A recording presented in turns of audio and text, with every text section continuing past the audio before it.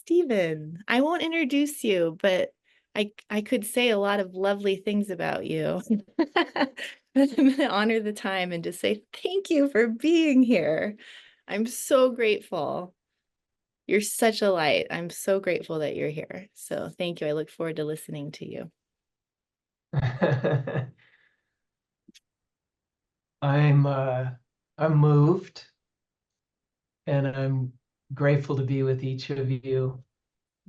Obviously, Isla, hats off to you for the coordination, the influence, and the leadership, but moreover, your presencing of how you put this out into the world. Shannon, I love you. Um, Shannon runs my world online for a number of programs that I do. The tech side of business is one thing, right? But the transmission of energy that Shannon puts through Zoom is it's really profound. The people in my programs have come to love Shannon, some of which are here today. So, yeah, in the words of my former coach and friend, Steve Chandler, everything I do is very carefully planned.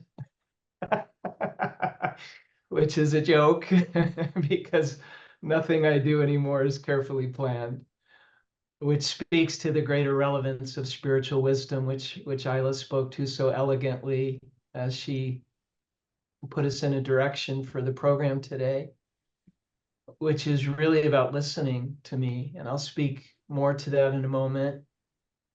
My background is 30 years plus now of guiding, advising, coaching, but moreover, listening to leaders throughout the world.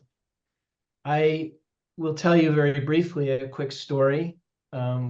It's a pretty dramatic story, but I won't go into a lot of detail for time's sake, but you'll get it. At one time in my life, going back into the 90s, I was in a very different career. I was in the financial services world. And I was working my ass off and traveling and eating in restaurants and drinking alcohol every night, which for me didn't work very well. But I wasn't healthy. I wasn't in alignment with my authentic nature and self. And yet I was forcing results. And so the long story short is I got very sick and I ended up in intensive care in a hospital in Denver, Colorado. And I was in intensive care for 8 days with a serious blood clot that was threatening to move to, my brain. And in that way, I couldn't move much. And I was in this intensive care unit. And after the third day, they brought in a person who had been in a motorcycle accident. Oh, And he'd been burned badly, like third-degree burns. And he was lying next to me with really just a curtain between us. And it's the first time in my life, at that time in my life, that I became present to life because he was losing his.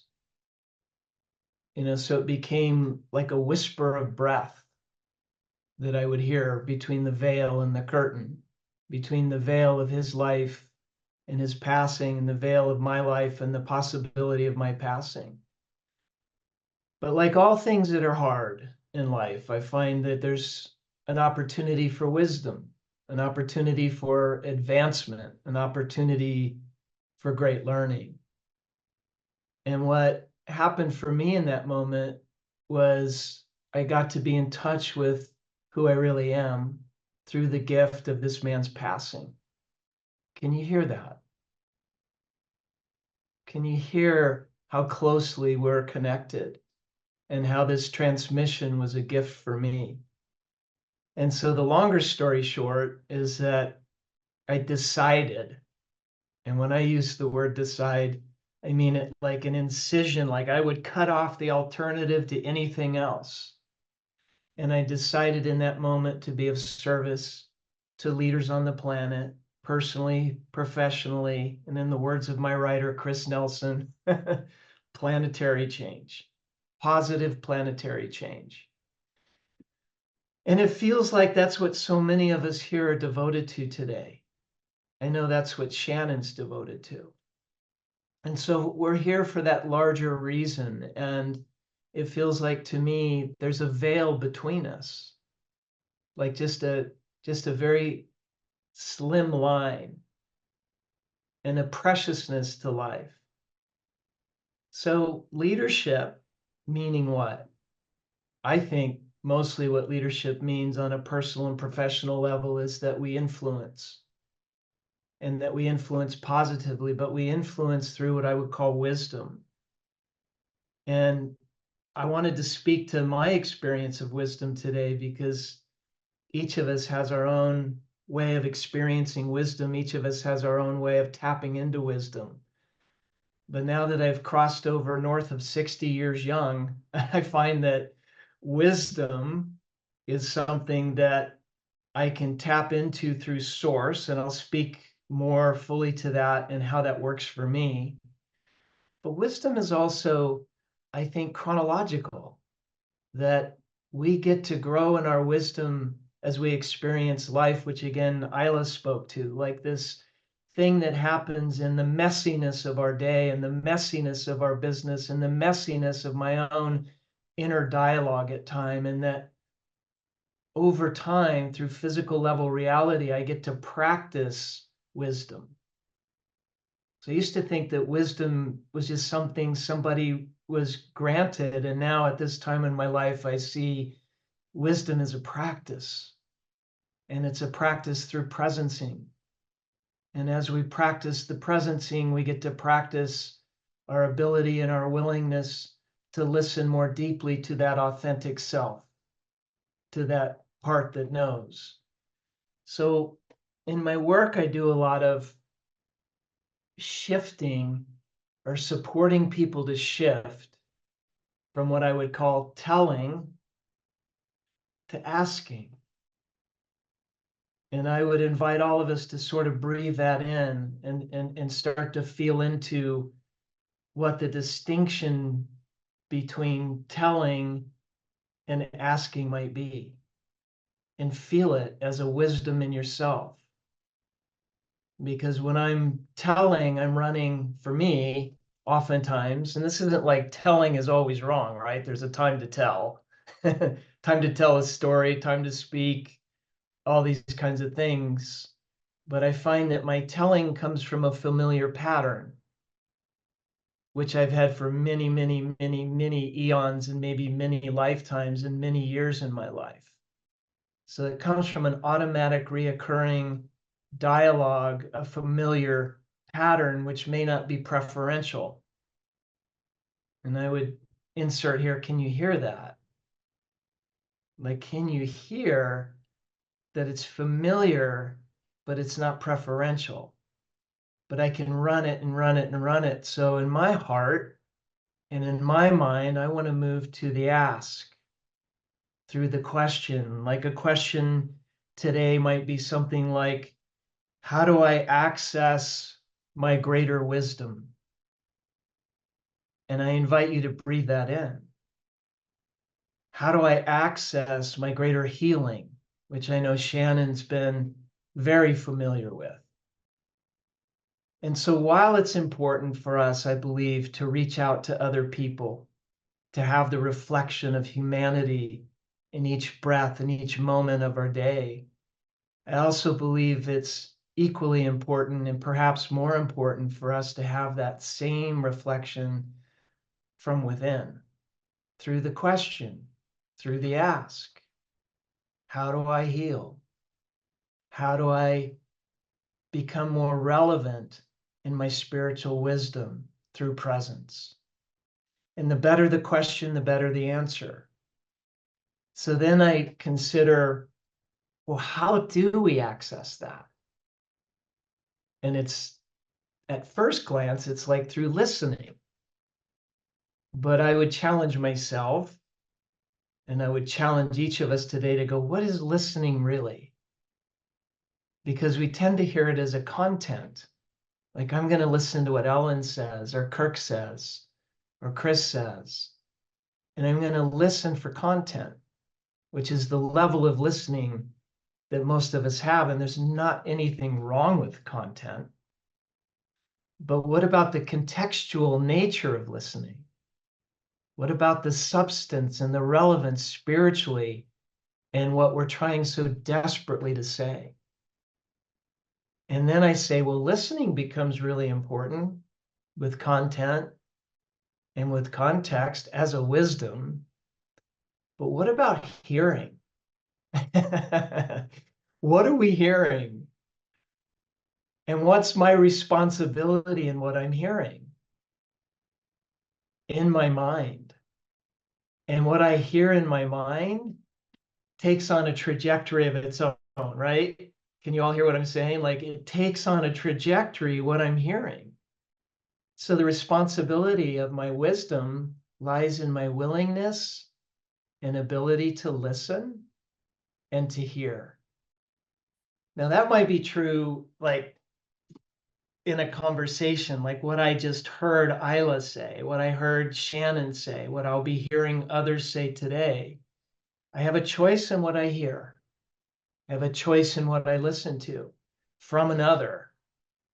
But where I wanted to go today, which is what I'm learning, what I hope I'm making progress on, and what I'm practicing, is what am I listening to in my own head?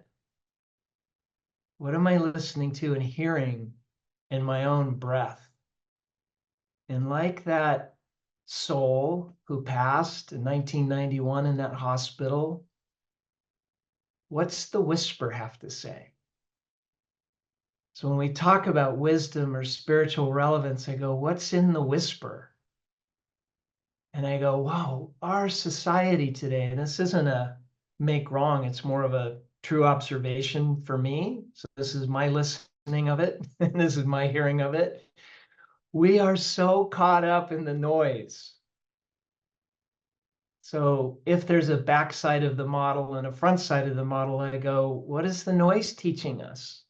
Is it teaching us to listen? Is it teaching us to hear the whisper of our own soul and the wisdom of what we know to be true in this moment on this situation? And I would say for me, that's not what the noise does. So I didn't want to just like talk about the problem of like my device and how attached I can be to my device, or the noise of traffic, or the noise of a conversation where two people are in a battle or in a conflict of ego where there's really no listening, but moreover, there's no hearing. I would go, where's my responsibility in that? And it's in the practice of my presence. Because I'm responsible for what? What I hear. But the greatest application for me, and I'll just simplify this, of where I learn the most in terms of my presence, my wisdom, and the access to my wisdom is through, you guys ready for this? Nature, the coherence of nature. So think about the words of what would it take? Here's another effective question. What would it take for me to be coherent with nature? And what would be the experience? I'm looking at Shannon where he is, and one of the programs I run is called the L4, which has to do with light, which has to do with sunlight and spiritual light. But it's really my good friend Peter Bort. Some of you know Peter. He's a quantum biologist or a mitochondriac. And I don't know if you guys are familiar with that term. I see Rohini kind of laughing like I'm familiar with that in some way, but we're really talking about building our cellular energy. And so what's the whole point about that? That nature and something as simple as getting my eyes in the sunrise, and I mean the sunrise when there's still that red, because that red light is so potent that it resets, it begins to reset my circadian rhythm. And to have my feet on the ground. I don't mean with shoes on.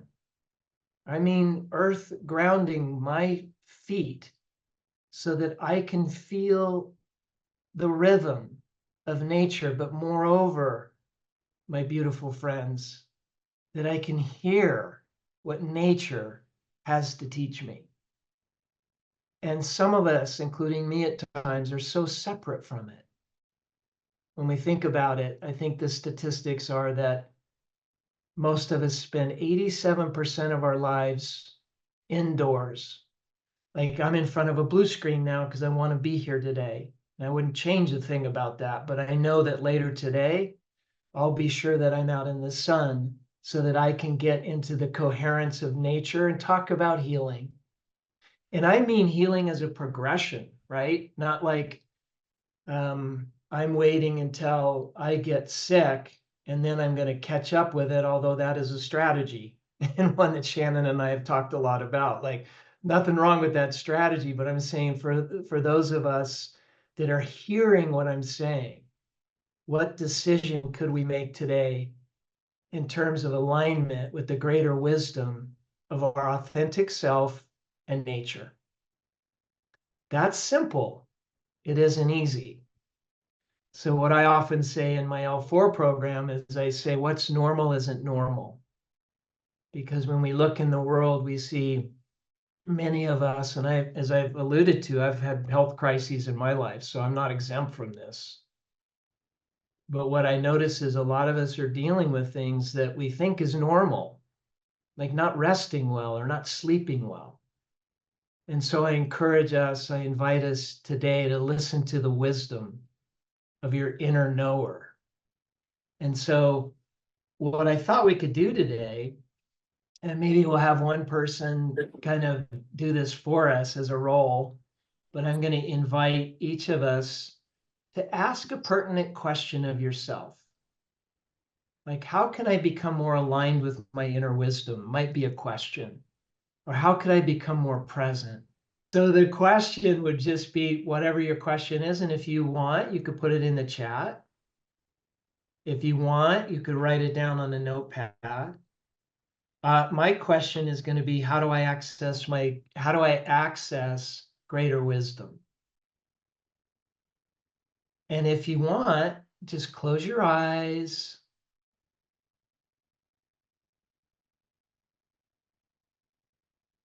Take a deep breath in. Slow down. No matter how much we practice this, it's always there. It's like God, in my experience, universe, nature, it doesn't move. I move from it. I'm the one that moves. I'm the one that turns the other way. So today, turn back in and ask your question and quiet your mind and listen. Listen to God, listen to nature, listen to spirit, listen to the universe, listen to your mind. Silent. Hear the whisper and be quiet. And feel your body start to align with this greater wisdom. And breathe again, slow down the breath. Enjoy knowing yourself, with yourself, by yourself, inside yourself. And now I ask you, what do you hear? What do you hear your wisdom saying to you? What's the answer? Take another breath. Slow down even more.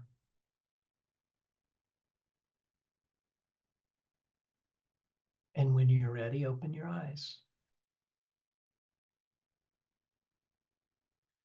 And so I'd love to hear a few of us just share, what did you hear in that 60 seconds? That was like 60 to 90 seconds.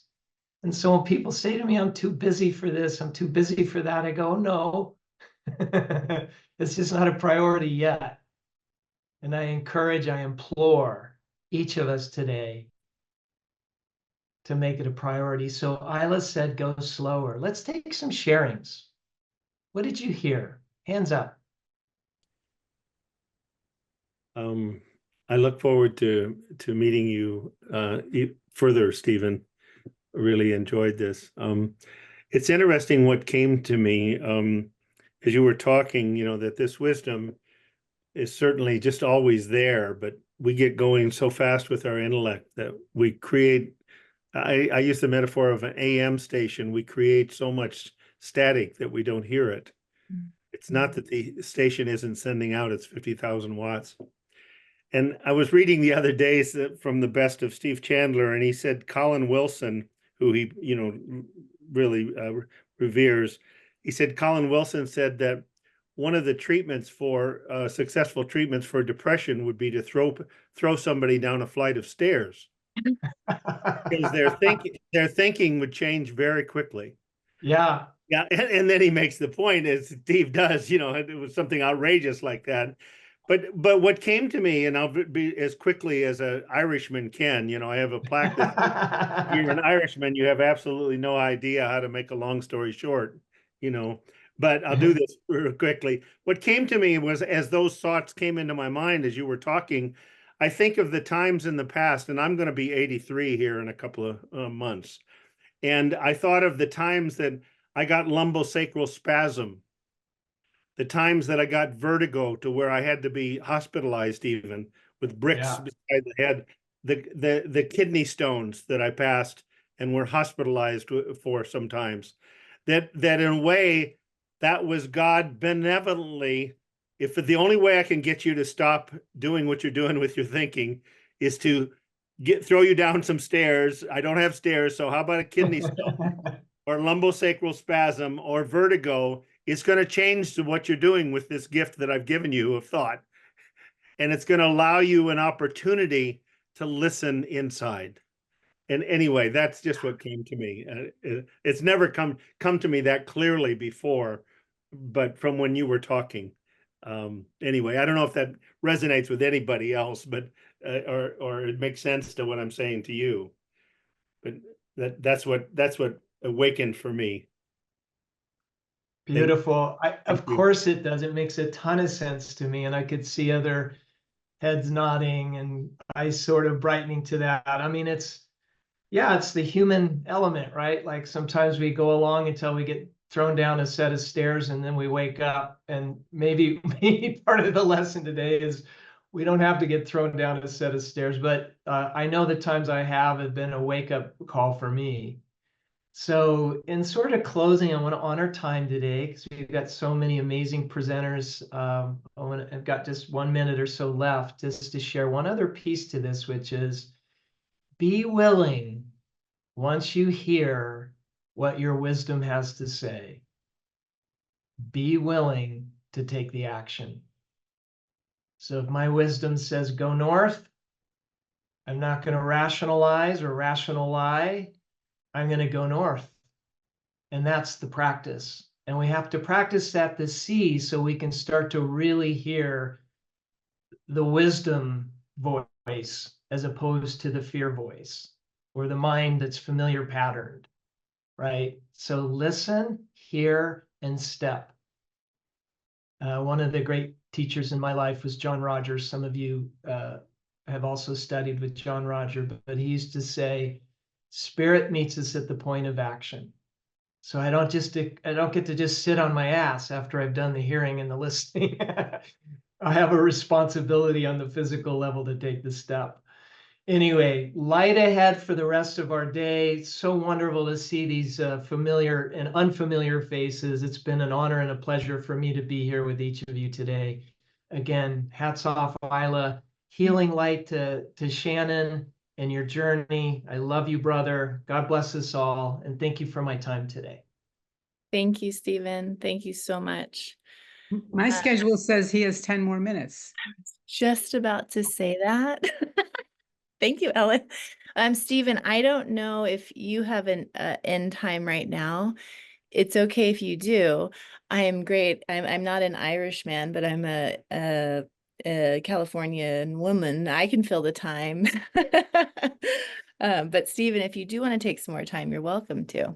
Well, the time would be taken by sharing. So I saw some cool things show up in the chat. So who else would like to share what you heard? Shannon, Ellen. actually, you know what, Shannon, I don't know if you want to just check in with you quickly if you need to go or something. No, okay. Or Why don't Shannon, you go ahead and then we'll get Ellen because maybe Oh, he's thank signing up. you. Yeah, my retreat brothers just walked by on a hike.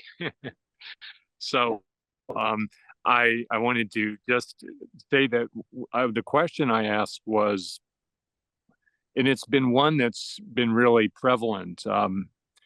When you have kind of a health condition and you have professional commitments, my inquiry has always been, how can I serve my clients better and with more integrity?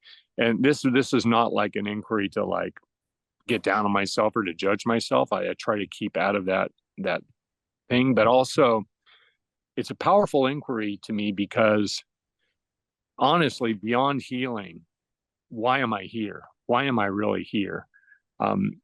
I'll come and go. We'll all come and go at a certain points, but my heart is just so full to be of service. And I've experienced, especially like I do a lot of media editing, which is very time consuming.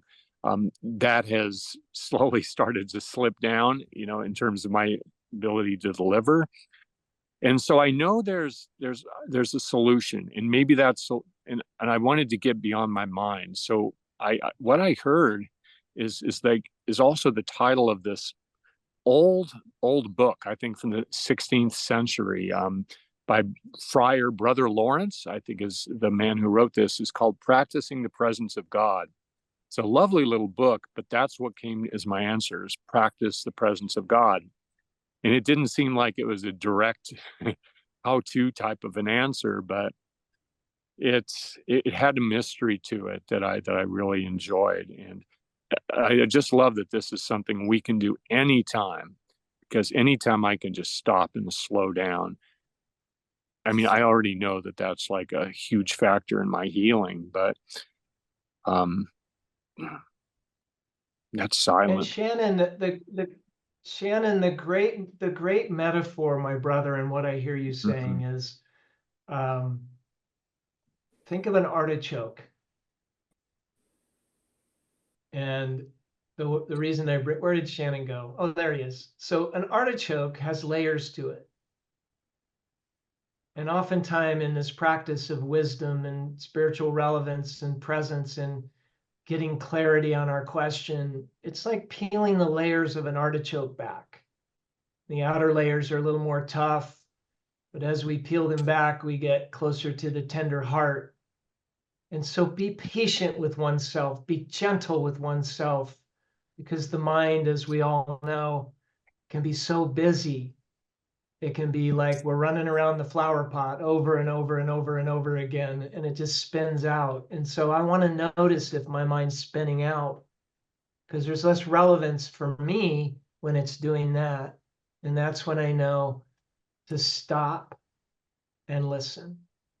Shannon, can you hear what I'm saying about the artichoke? I've experienced that once, the peeling away of the layers in something that was kind of gifted to me, an experience. And it was one of the most direct experiences of God that I ever had. And it was almost like an invitation into nothingness, which was